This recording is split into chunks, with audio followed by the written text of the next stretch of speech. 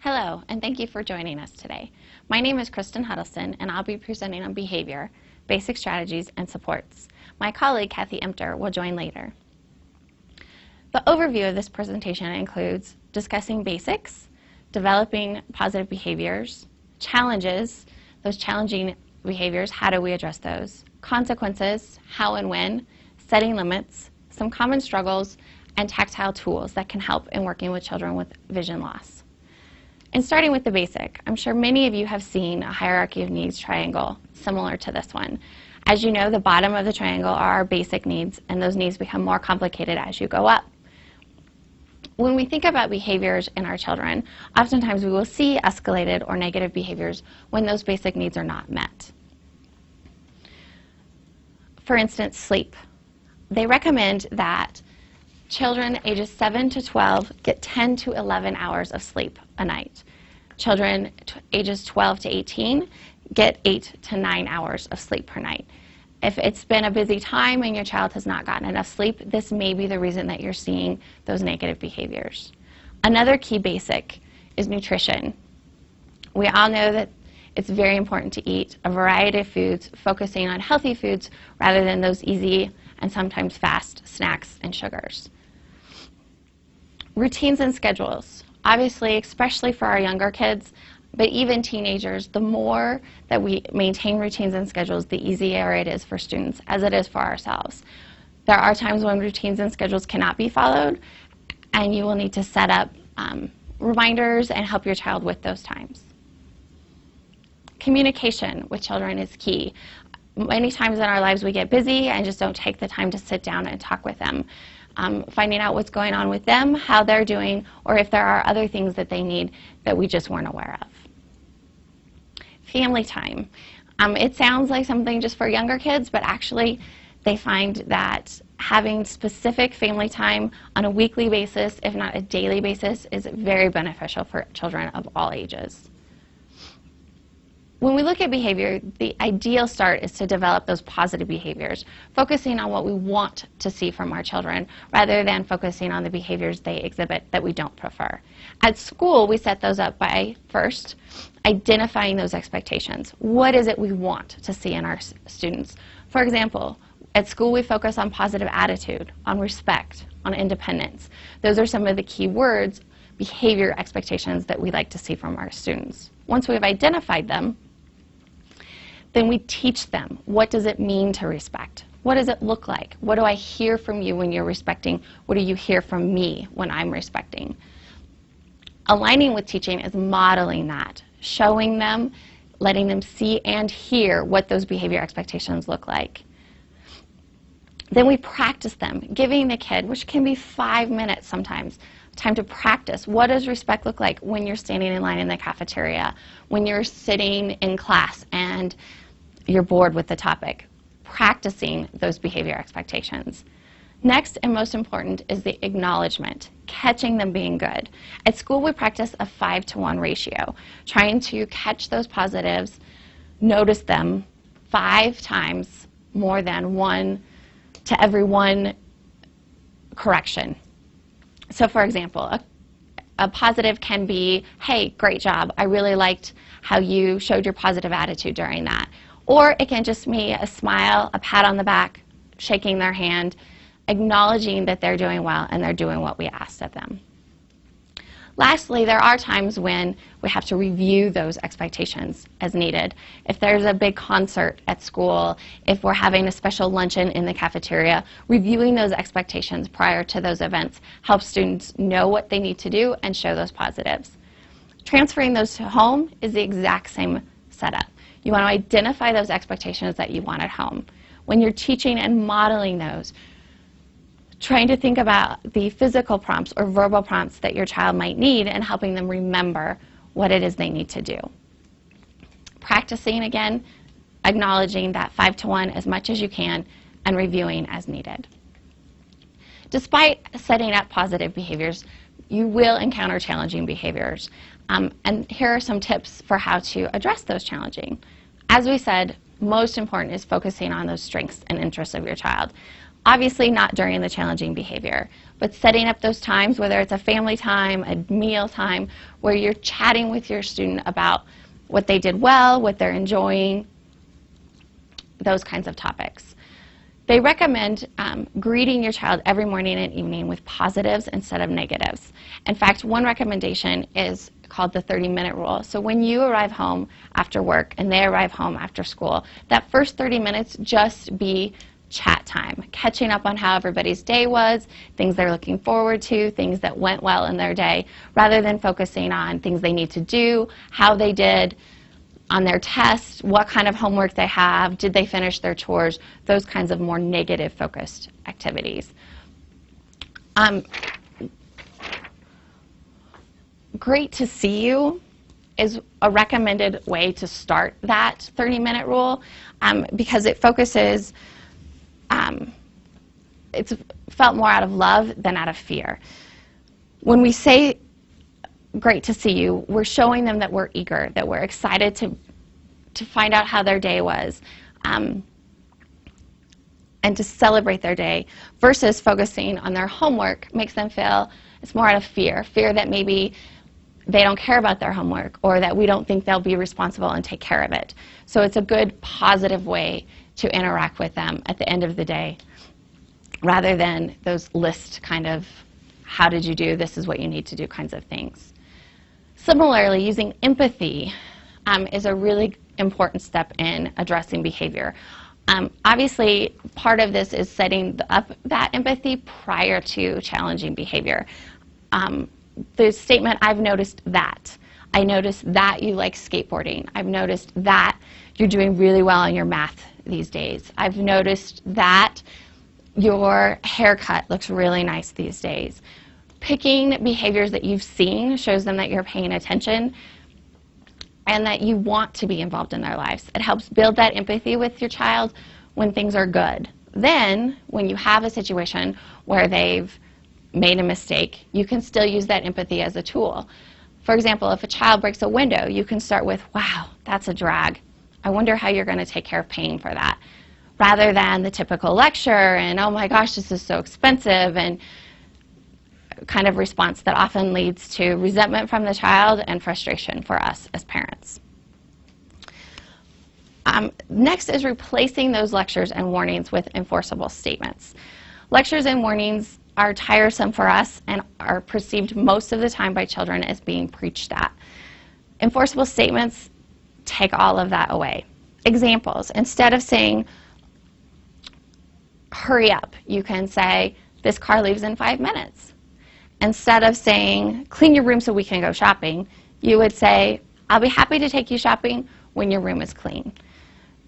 The consequence is embedded in the statement. It still tells them what's expected or what they'll get when it's done, but it's not about me lecturing them anymore. Now it's about informing them what they need to do to move on. Another example for older students that I liked was, as long as you live in this house, you will never drink alcohol. You could replace that with an enforceable statement, such as, I'll be glad to let you drive my car when I never have to worry about you having alcohol.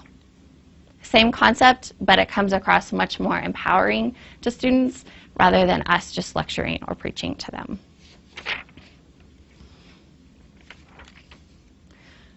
Next are delayed consequences. Oftentimes as parents, when something happens and we're upset and a consequence needs to happen, we, in the heat of the moment, can go overboard or not respond as well as we would like to because it's the heat of the moment. Using delayed consequences is a huge tool. It buys us time to come up with an appropriate consequence, to make sure that we're using a logical consequence, and it may prevent explosions in our children. An example would be, I will have to do something about that, but not now, later. Try not to worry about it. Obviously, we do want them to think about it some, maybe even come up with their own ideas for consequences that would match the behavior that they had, that misbehavior. Aligning with that is delayed gratification. An example of behavior that we often see for kids is just them wanting our attention, and typically when we're in the middle of about 5 other things. An easy way to address that and teach that delayed gratification is I will address your very important issue in 10 minutes when it's more appropriate for me and I can give you my full attention. It lets them know that you are listening, that you will address their issue, but not right this moment. Teaching delayed gratification is very important for children. They found that for children that don't understand that concept of delayed gratification, they can become entitled. It can lead to that, a sense of entitlement. You can also think about it as the responsibility that we as parents have to give children what they need, not necessarily everything they want. You can't develop character if you do not master the art of delaying gratification. And character is one of the greatest things that we can teach our children. So teaching them to hold a minute and then giving them that attention is very important. Lastly, as a tool, is focusing on logical consequences instead of punishments. And this is something that the delayed consequence really helps us to do.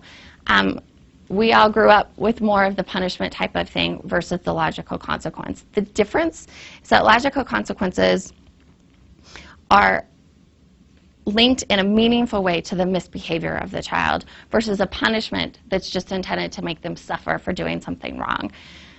Taking that time to come up with a logical consequence will help us and them respond to that situation in a much better way.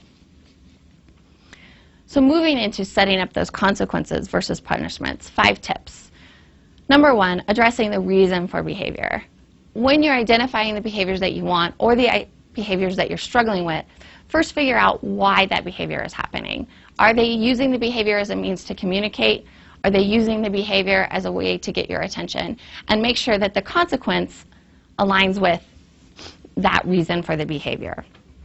For example, if a child is constantly interrupting you because they want your attention and you're working on teaching them that delayed gratification, when they interrupt you, you could simply take their hand, set them on the couch, and ask them to wait. Maybe not even verbally responding in order to teach them you're not going to respond to those interruptions. They will have to wait to get your attention. As we've already talked about, delaying that consequence, buying yourself the time to think about it. Another thing to consider is asking for help. A lot of times in the heat of the moment, or even when we're thinking about it, we have ideas of consequences, but we're not sure. Calling your spouse or a friend or a parent, a colleague, a friend, asking for help in how you should address that situation is a very helpful idea, and certainly something that we should do more often. Aligning with that is making a plan with help from others. If my child needs to buy a new window, needs to come up with that money, they may need chores to earn money. I might not have enough just around the house chores for them to earn money, but maybe my friend needs their lawn mowed, or maybe I have another friend who's moving and needs boxes packed or moved. Those kinds of ideas where friends can help, and calling them and having that plan set up before I sit down with my student just helps make it more smooth. A big piece in setting up consequences is to really start empowering children to come up with their own problems, their own solutions, solutions to their own problems. Rather than us always coming up with the solution, to start having them think about it. Wow. Like the example we gave, breaking the window, what a drag. I wonder how you're going to pay for that. Not me telling you, what are your ideas? Kids are amazing when you give them that chance. They can come up with some really creative ideas for how to solve it themselves. If, given time, they still aren't able to solve it, then we probably need to move into that situation where we're giving the consequence if they can't solve the problem. It's okay to give them suggestions as part of guiding them to their own solutions. Certainly, as they're younger, you'll give more suggestions, and as they get older, they'll be able to kind of pick and choose from previous circumstances to know appropriate ones. Another really good idea when giving consequences, when thinking about behaviors, oftentimes we want kids to do stuff for us that they really don't want to do, like cleaning their room, helping mow the lawn. They're really not interested at all in that. We need the help. Sometimes it's okay to phrase it that way with kids and just say, would you do this just for me? That way, they are more likely to do it because they understand that it's you asking it of them versus you telling them they have to do it for their own internal reward when they don't necessarily have that. All right, I think at this time Kathy's going to come on and talk a little bit about setting limits. It's important to know that to kind of deal with some of these consequences and kind of avoid the punishment section part of discipline, you need to really ask yourself, how are you setting limits in your house? Setting limit is not the same as an ultimatum. Limits aren't threats, and an ultimatum is a threat, basically. If you say, if you don't clean up your room, you're going to be grounded for the weekend, that's a threat. Limits offer choices. More so if you said, if you clean your room, you can spend time with your friends. You're not threatening them. You're not telling them, if you don't clean your room, they're going to deserve this punishment. You're giving them a choice. It is their choice to clean their room or not. But if they make that choice, they have some ownership of the consequences. If going out with their friends is what they really wanted to do and they make that choice not to clean their room, then that choice is on them. It's not coming from you as a punishment. You can also say, if you clean your room, you can hang out with your friends this weekend. If you don't clean your room, you won't be allowed to go out with friends. It's your decision. And I'm speaking more from an older student perspective. Kids have the ability to make those decisions. And by making those decisions, they're owning a lot of that power in that decision, and it's not a consequence or a punishment that's kind of doled out by you as a parent. Also, limits are to teach, not to punish. With limits, children begin to understand how their actions have consequences, both positive and negative. By giving children choices and consequences, we are providing them with a great structure for future decision making when they get older and they need to make other choices in their life. They have the practice of making good decisions. Also, limits are about listening, not about talking. Taking the time to really listen and understand your child, you're finding out what's really important to them, what kinds of things that they're really thoughtful about, what they're feeling. And also by listening to your child, you learn more about what's important to them when they make their choices. You can kind of build some of those choices into your statements with them and kind of the limits that you're setting in your household. The next few slides we have are, it's a basic self-assessment. I want you to kind of look at some of the questions and think about how you feel about how you set limits in your house. Everybody that's watching probably has a different idea of what an appropriate limit might be. So this self-assessment is more for you to kind of look at what you're doing and kind of your values about what setting limits are. So the first one is, the main purpose of discipline is it A, to punish for bad behavior? Is it B, to teach my child how to make good decisions? Or is it C, to vent my frustration and anger? So think about how you set limits in your house and be honest with yourself. I think that we think that we're setting limits for all the right reasons, but when we really look at each situation, we might need to step back and be honest with where these reactions are coming from. So think about your answer, and the correct answer really is B. We want to teach our children how to make good decisions. Just a bit of trivia, the Latin word for decision it means to teach or to lead. So if you kind of think about what discipline really means, it's not supposed to be a punishment, but we're really taking each situation and trying to teach our students and trying to lead them into making great decisions. The next question, why as parents do we often go back to punishment instead of setting limits and using logical consequences? Is it A, because the punishment is just easier? B, because when we're angry, frustrated, or hurt, it's our first reaction? C, because punishment works in the short term? Or D, all of the above? So maybe think back to a situation you've had with your child. Kind of think about a time when you doled out a punishment and think about how you were feeling in that moment and why did you choose that punishment? Which one of these answers would you have chosen? And I think we all know that the answer is all of the above. We've all reacted in ways in situations that have happened because it's just an emotional reaction. It's quick, it's not logical, and it is kind of a shoot from the hip kind of reaction. It's what comes out without really taking that time, as Kristen talked about earlier, delaying that time and giving your child some time to think about what's happening, giving yourself some time to think about what's happening, and then also getting on the same page so you can make logical consequences instead of punishment. The last one is, I just want you to think about what it means in your family to set a limit with a child. And like I said, every family is different. Every family has different values, different value systems. So what does it mean specific for you personally to set a limit with your child? And all of your answers may be different. I like to think that setting a limit means providing a child with both choices and consequences of those choices. So giving a child a choice, letting them think about their choice, and then also letting them live with the choice that they made. It's important when you give a child choices like that you give them time to think about the choices. I think oftentimes we're in a hurry. We really want the kids to choose, clean your room or don't go out with friends, or mow the lawn or do the laundry, things like that, but they really need some time to think about it. They may need some help. Maybe they don't know how to do the laundry to the way that you would like them to do it, so you might need to take some time, give them a choice, walk away, come back in 5 minutes. You can even tell them, here's your choices, laundry or lawn. I'll give you 5 minutes to think about it. When I come back, let me know what you'd like to do. You're really empowering them to make a lot of good choices by giving them that time to think about it and then letting them choose the consequences that they can live with.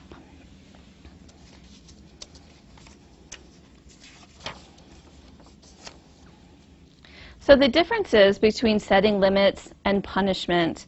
Punishment comes from our emotion, not necessarily the child's behavior. If you think about the last time your child ran out in the street, maybe impulsively they ran across the street for a toy, our emotion is immediate fear. Our emotion is not, it's a very logical emotion, but however the punishment doesn't necessarily come from the child's behavior, it's coming from our emotion of being fearful that something was going to happen.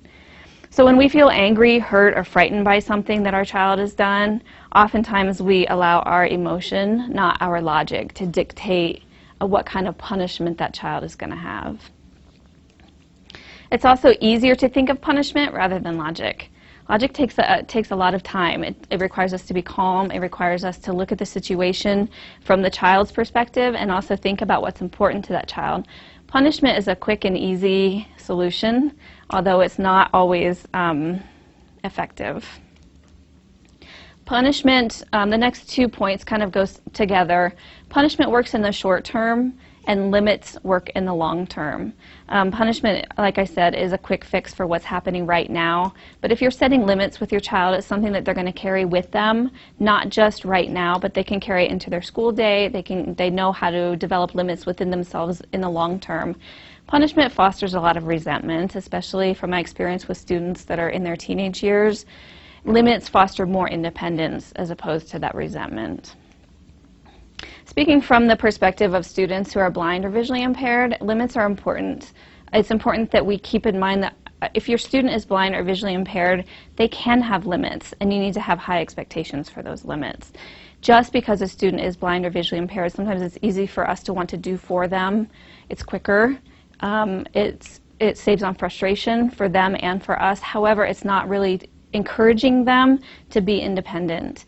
So coming up with some of those limits that we would expect if they have siblings, making those limits as similar to their siblings' limits as possible is a good way to get those students who are blind or visually impaired to have some independence, to feel more empowered, and to also feel more equal as a more equal member of your family as well.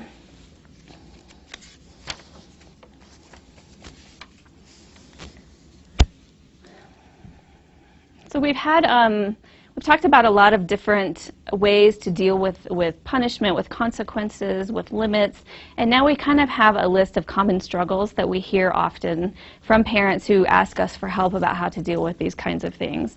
The first one is bedtime. Obviously, bedtime is a really hard time for younger students.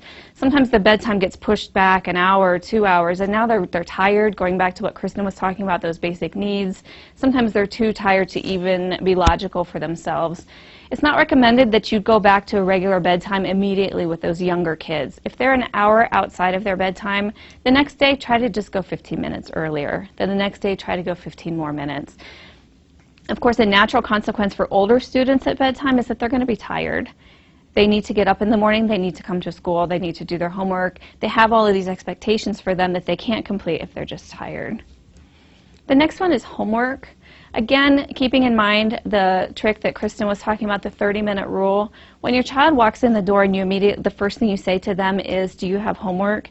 It kind of puts them on a defensive. You want to kind of respect that 30-minute check-in time, chat time, just kind of a hi, how are you kind of time. Some things that you can tell your student if your student likes to procrastinate their homework is you can say, hey, I'm available from 7 to 8 to help with homework. And what you're doing is you're encouraging them to really spend that hour working on their homework, but it's also giving them a choice. If they need help after that hour, that's their choice, that they did not adhere to the limits that you set with them. You can also set up limits that the TV is available for anybody who has their homework finished. That again is their choice. If they choose not to do their homework, then they can't expect to have the privilege of watching TV. Another common struggle that we hear about is chores. Students don't like to do chores. Again, speaking for your student that's blind or visually impaired, they should have chores. Whatever chore is a good match for them, you need to be encouraging them to be contributing to the household with chores. That may mean that you need to help them. It may mean that you need to physically teach them how to do it. But every child, regardless of a vision disability or not, should have something to contribute to the household and some kind of responsibility. Older students, you can give them a choice. Like I said, would you prefer to mow the lawn or do the laundry? There's no out in there. You're still going to have something done for you. You're still going to have responsibility for them, but they're kind of owning some of that choice. Younger students, if you're noticing that they're struggling with their chores, they're not motivated, they don't want to do it, you can set up a positive behavior acknowledgement for students that do their chores. All of my kids who are finished with their chores are welcome to join me for ice cream. The students that haven't finished their chores, of course, miss out on the ice cream, but again, that's their choice. The next time they're more likely to do what it is that you've asked them to do. Another common struggle is nutrition. I think we've all probably have had an experience with a child that sits at the dinner table for 2 hours after dinner because they won't eat their peas. Really, that is not really fostering a good choice for them in the future. There's no reason for them to do better the next time. Setting up a limit in your kitchen, at your dining room table, something to the effect of, I serve dinner until 7:30, get what you need now to be ready for breakfast, or until breakfast. Students who are blind or visually impaired might not have that idea of time, and that's really applicable for any of these where you're using a specific time. You may need to set a timer for them. You may need to have a tactile reminder for them of how time is winding down. If at 7:30 everybody's done in the kitchen is closed, whether they have finished their meal or not, you may need to set a timer for them and give them some warnings. There's 15 minutes left, there's 10 minutes left. All of our students do better with transitions. And hopefully that will help a little bit with getting the kids to eat their dinner and then moving on afterwards. An older struggle that we get with kids that are a little bit older in age is friends and dating. I've told parents that they can always say, you're welcome to go out with any friends whom I have had the pleasure of meeting. So you kind of get an idea of who your kids are going out with. You've met them. You can decide whether that person is a good match for your student or not. Sometimes this brings on arguments, but again, we can pull from what Kristen was talking about earlier. I'll be glad to discuss this with you as soon as the arguing has stopped. Kind of giving them some of that delayed gratification. I'm really mad right now. I encourage you to calm down. When you and our voices sound the same, then we can discuss this further. Outings is another common struggle. Sometimes taking your child to the grocery store is a struggle. They want to buy this, they want to touch that, they want to pull this down, whatever. Setting up those limits, like we talked about before you go on your outing, can save you a lot of time in the long run. Maybe telling your child, those who can follow the rules are welcome to join me to the grocery store. And then make sure you teach what those rules are. And then when they're at the grocery store and they're following those rules, again, we want to acknowledge that you notice that they're following their rules. Younger children, again, are going to need some transition warnings. You know, if you have an outing at the end of the day that's not common, it's kind of out of the ordinary, when the child gets home from school, you might want to let them know. Blind and visually impaired students really rely a lot on routine and schedule. And if there's a change in their routine, you need to really let them know ahead of time and then maybe give them some warnings along the way. The last common struggle that I added was about screen time. Texting, computers, any kind of anything in front of a screen. Again, I'd be happy to let you have screen time as soon as your chores are finished, as soon as your homework is finished, as soon as dinner is finished. Any of those things that you can do where you're giving the child a choice, then they're kind of owning if they lose their computer time that day, it's their choice. They decided to have that consequence. The last couple of slides I have are specifically with things that you can do in your house to help with some behavior issues that might come up with your student who is blind or visually impaired. You can set limits, you can have logical consequences, you can do everything that we've asked or taught you about, but there still may be some struggles. And what we like to do here at school is we use a lot of tactile reinforcement with students who are blind and visually impaired. The first one is, these are just foam cutouts, and they have pieces of large sequence that a student can earn. When the student earns something for, let's say the behavior expectation is homework, they've done their homework, they get one of those pieces of sequence glued onto a foam disc. It's something they can feel, it's something they can count, especially for younger students. You can talk with them ahead of time. How many do you think you can get? And kind of set it up, make it exciting for them. When they get as many as they needed to get or that was decided upon, you can trade those in for something. Maybe we're going to go to the playground, maybe we're going to go to the mall, whatever is meaningful for that student. Those are just easy, simple, inexpensive things that you can put them on the refrigerator in the child's room or wherever that they can reference back to it. The next one is another kind of positive reinforcement. You'll see that the little paw prints there, we are the CSDB Bulldogs, so we tend to use paw prints a lot here. They are drawn on with puffy paint, so when you feel them, you can kind of feel the shape of the paw. The students earn those for their behavior expectations, for having a positive attitude, for showing respect, for independence. If those are words that you're using in your home as well, you can set those up as behavior expectations, and when the child shows you or demonstrates those things, they can earn those paw prints. When they get 5 paw prints, 1 for each behavior expectation, they can again trade that in for some kind of reward or recognition that they would like to have. We are using positive attitude, respect, independence, things like that here at school, but you can make this individualized to your home. If you're using independence in your home, what does that mean? Does that mean when they come in the house, they get started right away on their chores? Does that mean that independence in their bedroom means that their bedroom is always clean? Things like that, but you need to take the time to teach it to them and let them know what it means. The next one is just a couple more examples also of some more tactile reinforcements. The first one, that's a schedule. Each one of those, there's a yellow rectangle and a red one, a green one. Each one of those has a symbol glued on it, and each symbol means a specific activity.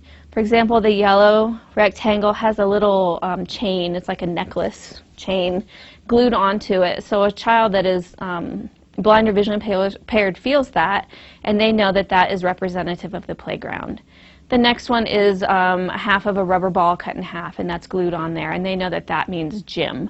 It's a very tactile, structured schedule for the students, so there's no surprises in their day. When you can kind of eliminate surprises, it helps keep behavior in check as well, because they know what to expect. If there is a surprise, put it on the board so you can talk about it. You can say, hey, after we get up and have breakfast, we're going to go to Grandma's house. That's not something you do every day, but it's something that they can expect. Another tactile reinforcement for a student who is blind or visually impaired is called a task book. This one is specific for school.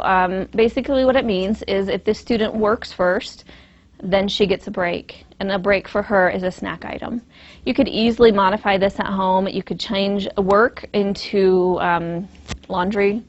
This is more for a younger student. Let's say a student who struggles with you every time she has to brush her teeth when she goes to bed.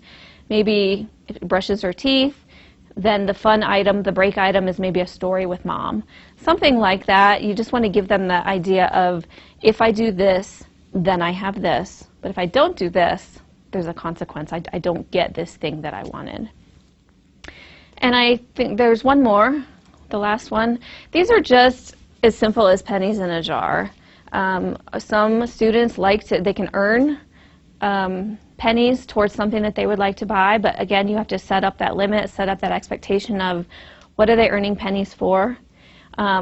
Pennies in a jar are so simple for students who are very young. They get to count the pennies. They can use the pennies to purchase things. If they have not followed a rule, if they have broken something, if they have struggled with you on something, maybe they need to buy that time back from you. You spent 10 minutes struggling with them, so maybe they owe you 10 pennies. Things like that. They're getting this idea of behaviors and consequences, and the choices they make have consequences.